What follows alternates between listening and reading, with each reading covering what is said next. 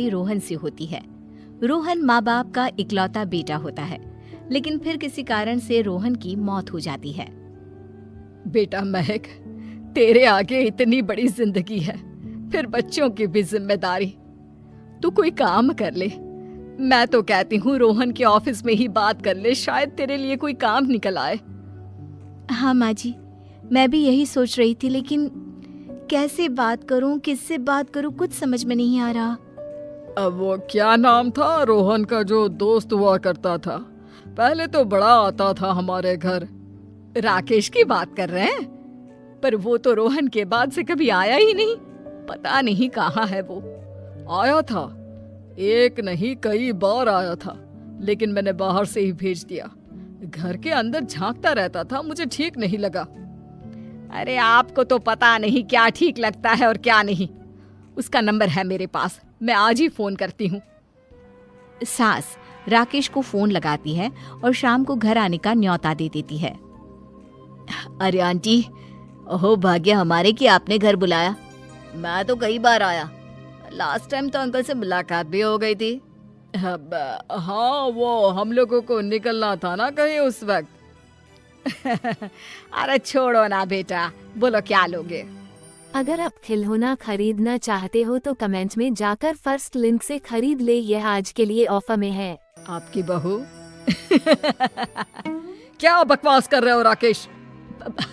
अरे मेरा मतलब ये है कि आपकी बहू कहाँ है?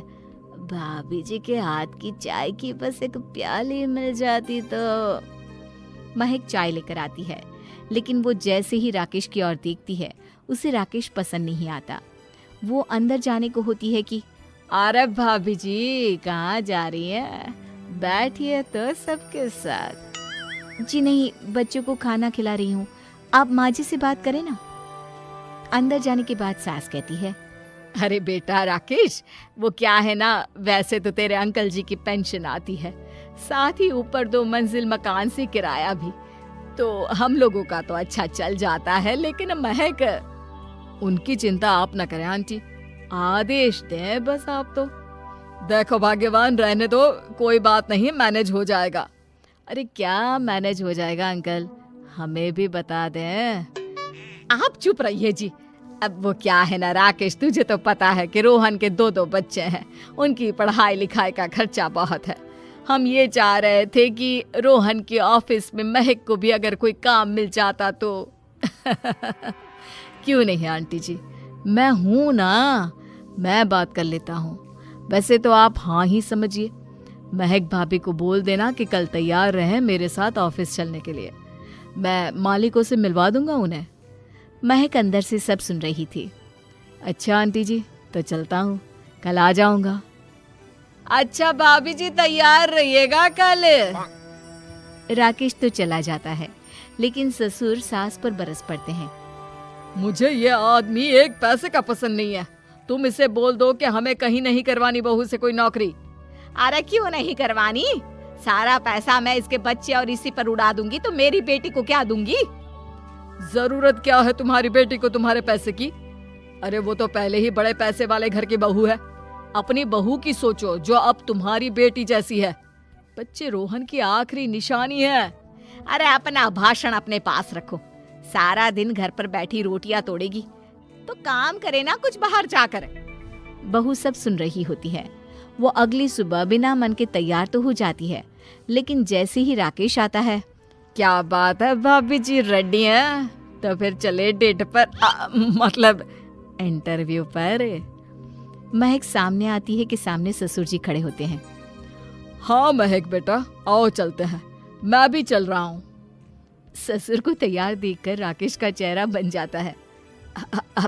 अंकल जी, आप परेशान हो जाएंगे। अरे रहने दीजिए ना, धूप भी बहुत है। वैसे भी स्कूटर में तो 2 लोग ही बैठ सकते हैं ना।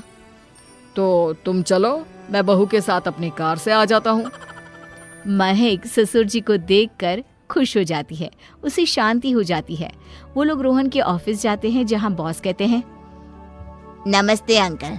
नमस्ते महक, कैसे हैं आप लोग? रोहन का सुनकर बहुत दुख हुआ अंकल। वैसे कैसे आना हुआ? बेटा, क्या हमारी बहू के लिए तुम्हारी ऑफिस में कोई काम मिल सकता है? हमने राकेश से इसी सिलसिले में तुमसे बात करने को कहा था। उसी के कहने पर हम दोनों तुमसे मिलने आए हैं। राकेश ने तो कोई बात नहीं की। ऊपर से उसने तो आज की छुट्टी ले रखी है, ऑफिस भी नहीं आया। बोल रहा था जरूरी काम से जाना है। महक और ससुर एक दूसरे को देखने लगते हैं। वैसे महक, क्या किया है आपने? आई मीन इंग्लिश कैसी है आपकी?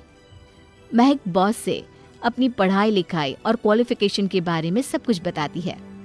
ग्रेट, आपके लिए काम तो है लेकिन ऑफिस में नहीं। सर, मेरे बच्चे छोटे हैं, मैं फील्ड में काम नहीं कर सकती हूँ। मतलब वो काम घर से करना है, घर से रहकर बच्चे भी देखें और घर भी देखें। लेकिन हाँ, काम जरूर से करें। वो काम डाटा एंट्री का है, तो जब भी वक्त मिले काम करें, और इसके हम आपको अच्छे पैसे भी देंगे। महक बॉस की बात सुनकर खुश हो जाती है, उन्हें थैंक्स बोलकर घर आ जाती है। किसके साथ भेज रही थी तुम महक को? अरे वो कमीना, उसने तो ऑफिस से छुट्टी ले रखी थी, बात भी नहीं की थी उसने बॉस से बहू के काम के लिए। वो तो अच्छा हुआ कि मैं साथ में चला गया। हाँ, ठीक है, नौकरी मिल गई ना, इतना ही काफी है। समय बीतता है और एक दिन फिर दरवाजे पर दस्तक होती है।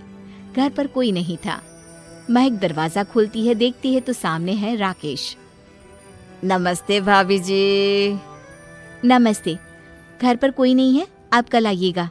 अरे कैसी बात कर रही हैं भाभी जी, हम तो आपकी मदद के लिए आए हैं। वो क्या है ना, अंकल जी का फोन आया था कि आपको किसी मदद की जरूरत है। महक को आश्चर्य होता है कि उसके ससुर ने राकेश को फोन क्यों किया। वो ससुर जी को फोन करती है लेकिन फोन नहीं लगता। नहीं, हम लोगों को किसी भी चीज की जरूरत नहीं है, आप जा सकते हैं। अच्छा, एक कप चाय तो पिला दीजिए। महक चाय लेकर आती है। चाय पीने के बाद, रोहन मेरा बहुत अच्छा दोस्त था। उसने मुझसे कहा था कि वो रहे ना रहे, उसके घर वालों का, खास करके आपका ख्याल मुझे ही रखना है। तो मैं कल फिर आऊंगा भाभी जी।